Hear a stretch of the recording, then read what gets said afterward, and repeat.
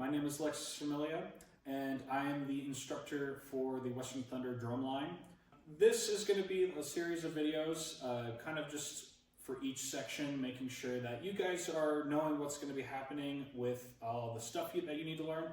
And maybe you can get a little bit more prepared for band camp, rather than just showing up and just kind of like having the music learned. The purpose of these videos is kind of to show you all the extra stuff that we do in all of our music, particularly like visuals and like small music changes that we do. The aim of that is just to kind of have you guys be on board a little bit faster for when we get to band camp, and so we don't have to worry about cramming so much music into a short little span of time. Just some basic things. This applies for all sections of the drumline and just kind of basic like procedure things and how we look and act together as a drumline. So the very, very basic thing is, how do we stand behind our instrument? Essentially, we're going to have our feet together and we're going to have our feet at like this 90-degree angle. And if you're coming from a program that had your feet like this, it's going to feel a little bit different, but hopefully this will feel a little bit more comfortable. And this is what we're going to be going for as the drumline. Whenever we mark time, we are going to pick up the whole foot off the ground, and we're going to essentially do mini stomps into the ground. Pretty authoritative, and we're going to pick up, again, the whole foot off the ground. We're not going to just like keep the toe glued to the ground. Some of your previous programs might have done that, but here we are going to pick up the whole foot, and hopefully you should be able to feel time a little bit more solidly than if you were to do this, or even just like have a very small mark time. So make sure that when you mark time that you could even hear it against any type of hard flooring that you have. There's a couple different ways that we stand behind our instruments. Sometimes if we're not marking time, this will just be how we stand. Sometimes I'll ask you to spread your feet into what we call an open second. So if this is a closed position, like a first position, this is like a second open position. This is a little bit more relaxed. Sometimes we'll ask you to do this. Here at Western Thunder, we have two ways to bring our sticks up to the instrument. The first way is we have our sticks or mallets or cymbals kind of just at our side. When we have a tap off or we're about to play something, you're going to see something like this. 1, 3, mark time up, and then we begin playing. For the snares, quads, and bass drums, there is an alternative to how we're holding our sticks. The first way, like I said, is by our sides, just relaxed and open. The second way is having our sticks in. If you're a snare drummer, you're going to be holding them together in the traditional grip. If you're a quad drummer, you'll be in the mash grip. If you're a bass drummer, you're going to bring your mallets up to the rim and you're going to kind of grasp the rim so that when you go out, that'll be your playing position, and then you come back in for a sticks in. So there's two ways. The more relaxed, being at the side and coming back up, and then the other way is to have our sticks in a playing or in an in position, and then coming out on that count on count 7. So 5, 6, out. When we're in rehearsal, it is a very common thing to hear a few commands. The standby or relax command, that essentially means that you are not about to play something at all. It is time for you to just chill and listen to whoever is talking to you. Standby or relax is not a time for you to be talking. That is not the time to be socializing with the people next to you. That is the time to listen to your instructor or your section leader, depending on who is the center of attention in that moment. When we're about to play something, I'm going to say set, or let's go, let's get ready, and you are going to get, set, ready to play the rep. Whoever's tapping it off, whether that's a metronome, the center snare, or if whatever the piece is, however it gets started, will then happen. So you'll be at a relaxed standby position, and then you're going to hear set or get ready, and you get set and you get ready. The rep begins, and you do the whole process of mark, out. You play the rep. When you get to the end of it, one of two things will happen. You're going to get to the end of the rep, and you're going to hit your last note, and you're going to either come down on count 3, or you're going to come in with your sticks on count 3. For cymbals, there is no alternative to just up and down. It's just always going to be up and down. Whatever your first note is going to be, that's going to be where you go to. That's pretty much all the basic stuff that we do here at Western Thunder. Keep an eye out for other things that might have changed even from what you see in this video, and hopefully this will help kind of give you the confidence that you need for the first day of band camp. Up next, you're going to see a series of videos, which is essentially just going to be a deep dive into all the material, particularly just for the cadences and the chasers. And you're going to see pretty much all the visuals that you will do and any musical changes that happen. So stick around, watch the entire video, take breaks if you need to, play along with it if you can. Also find the practice tracks on the Google Drive that I sent out to you guys, and happy practicing, and I'll see you for the first day of band camp.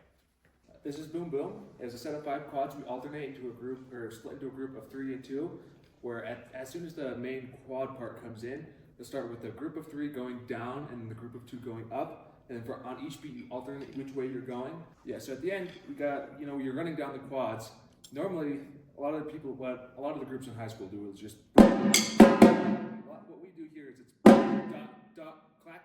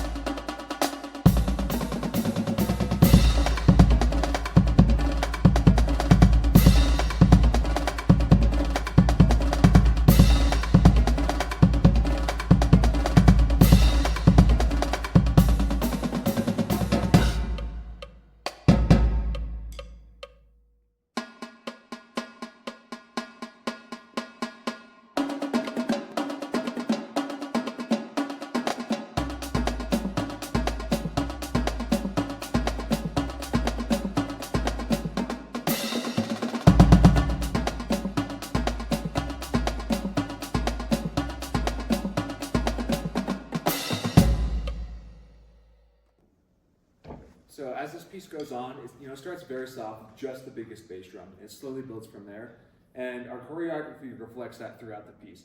For the quads, we start out with a simple tilt to the left, and then a tilt to the right. As it's building, it's not a consistent crescendo. There's occasional beats. One of those, if you look in the piece, you see we just have non-stop quarter notes. On those, instead of the steady, slow shimmy to the side, it'll be a very quick, then another very quick back again. Later on during the piece, instead of just doing a quick step to the side or a quick step to the right, it's going to be a spin. So that's a lot more difficult to get done in a hasty manner, but it's still fun to try, which is half the point of being here. So it'll be a very quick spin to the left. It's never going to be that fast, and then another very quick spin to the right.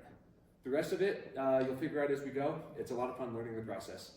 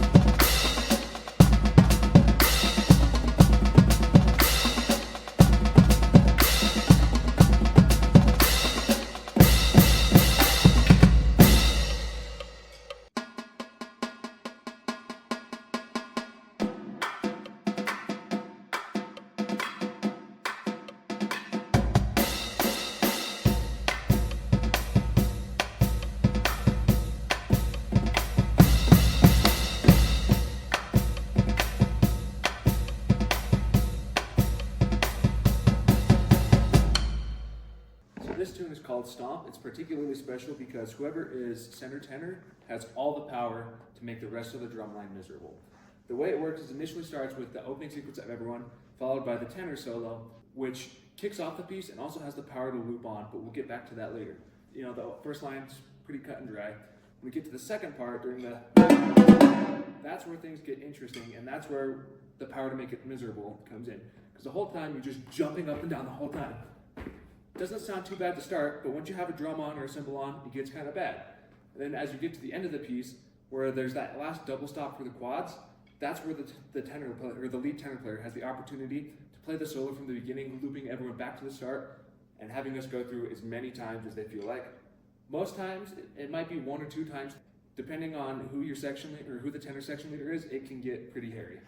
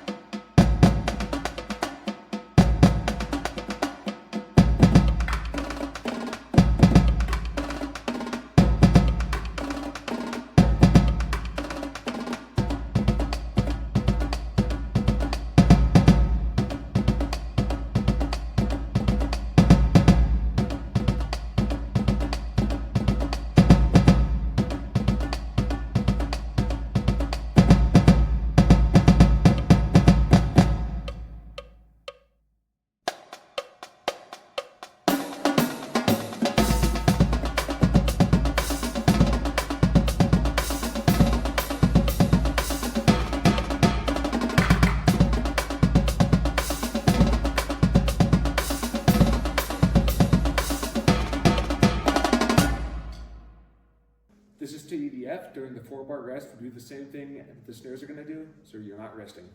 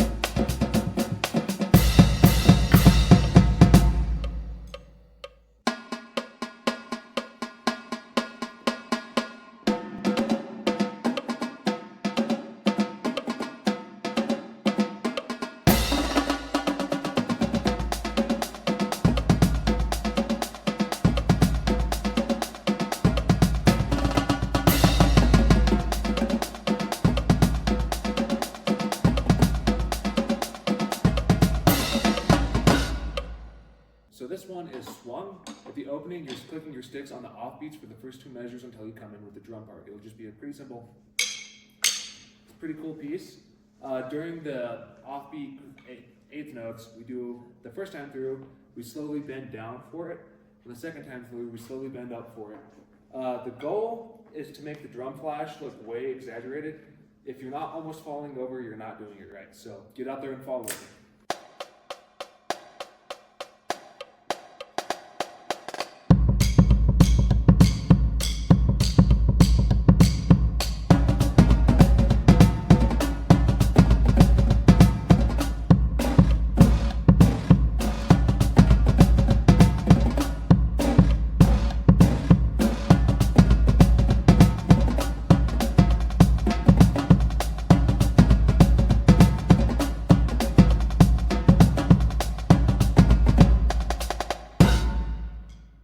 So this one's Pet the Kitty. The first 2 bars, self-explanatory, good luck.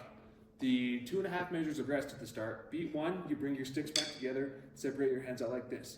Right hand, self-explanatory, both your sticks in your hand. Left hand, it's going to be a peace sign. So for the 2 whole measures of rest, you're just going to be 1, 2, 3, 4, 5, 6, 7, 8. Sticks back together, out, and then you play the piece as intended. The bar before B, you'll be clicking on your sticks for 3 and 4 and. So it'll sound like this. First 4 bars of B, we don't have a whole lot of visuals. However, that first full bar of rest in B, we do Wu-Tang, Wu-Tang. It's pretty simple. I like to stick the stick between my 2 pointer fingers here. You just do that, both hands, and you can make a pretty easy W. So after the bar of playing, there's the 2 beats of rest. During that, it's basically a big prep. The last 6 beats before C, I guess the measure and a half before C, 6 together, powder, river, letter, buck, get to the chopper. Grenades and ham!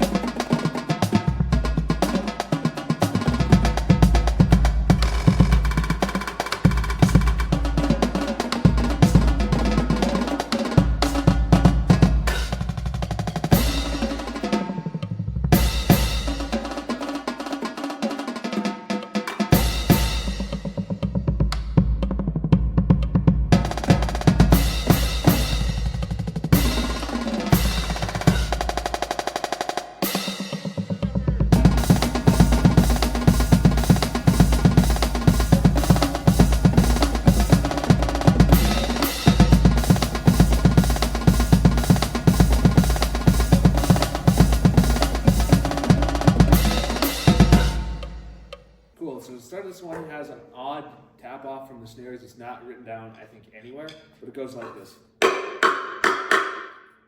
Pretty simple. We start this one off with a mustache.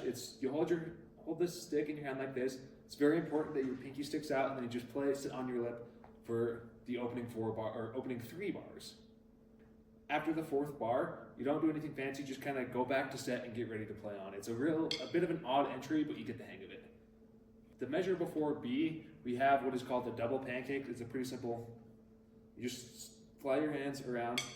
So it'll look like this. The next big visual is in the 3rd bar from the end. We all chant "You dub in the house." So it'll be on 2, your left hand will come up, and on 3, your right hand will come up. And then for the 4th beat, you'll do a double. So it'll be "You dub in the house." The very last bar, beat 3, we have a huh. You just shout huh, and when you do that, you point to the left with both hands. You can smack your heart as you feel so inclined, but most of the time it's going to be your thumb leading, so it'll hurt.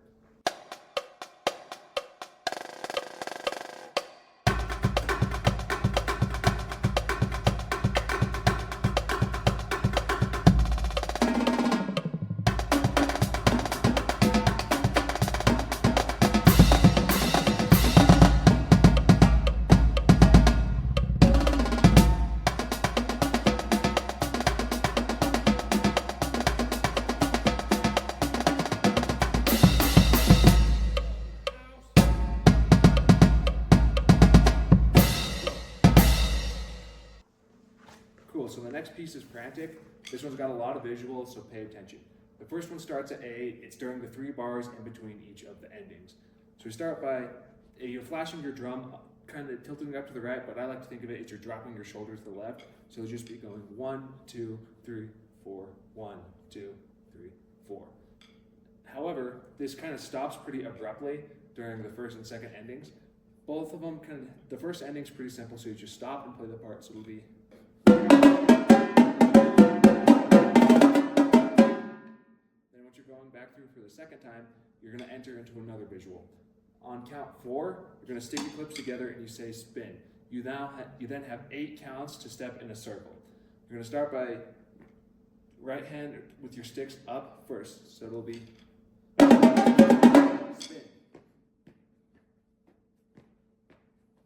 On 7 and 8 of that, you're going to bring your sticks back in. You're going to go back to sticks in and then out, and you get ready to play.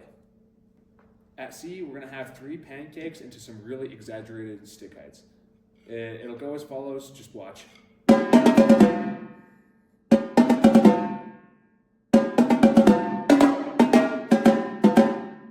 The 4 measures after D, this part's largely led by played by the left hand, just because there's plenty of time to be very dramatic with the right hand.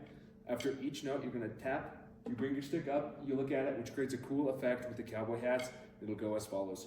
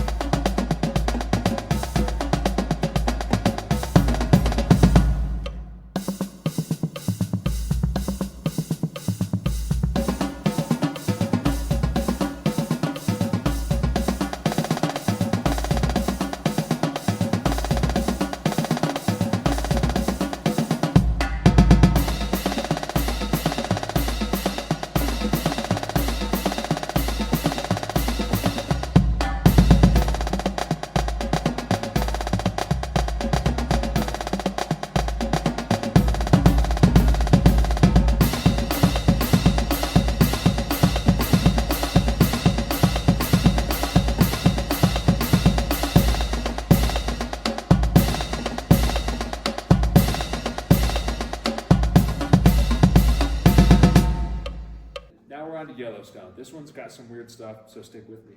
The bar before it B is pretty simple. Those 2 rests, we're just going to do sticklets with B. Okay, so at B, it's going to be a little weird. So we have that tap on 1, sticks together on 2, flip to a traditional sticks together on 3. 4 and 1, you rest, and then on count 2 again, you're out to the count 1 of the next measure. You're going to have your stick straight vertical on Spock. And then from 2 to count 1 of the next measure, you're just going to be doing 8th notes. After that, you panic really quick to get back to your match grip for the, and then you're off to the races. The next part at the end of measure C, or at the end of section C, it's written in a way that it's, or something like that. That's wrong. We're not going to do that. We changed it to the last note. Instead of being a stick shot on Spock, it's going to be a fairly loose stick shot on drum 4. So it'll sound as follows. Good luck.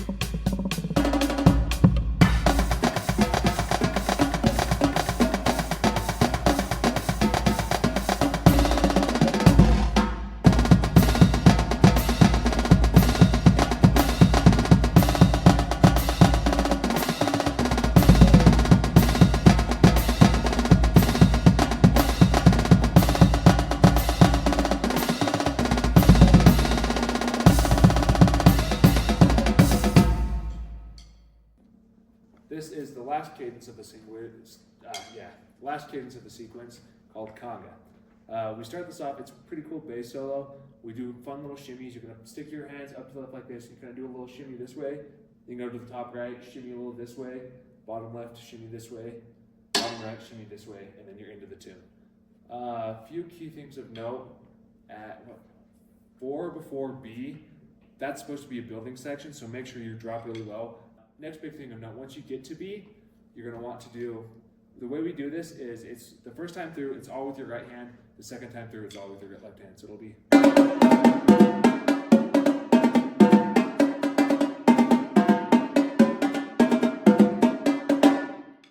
During those three rests, we just do stick clicks, and then you do the same thing again.